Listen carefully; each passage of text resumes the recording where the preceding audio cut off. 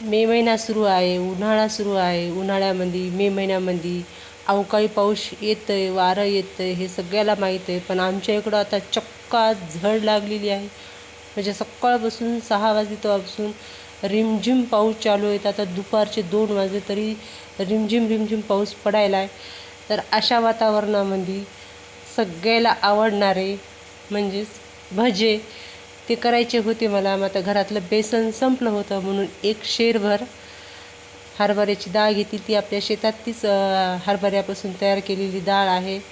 तर पातळ असा कांदा उभा कापून घेतला, त्यावर बेसन टाकलं, लाल तिखट टाकलं, चवीपुरतं मीठ, थोडासा खायचा सोडा, गरम झालेलं थोडंसं तेल, हे सगळं मिक्स करून घट्टसर बॅटर तयार करून घेतलं.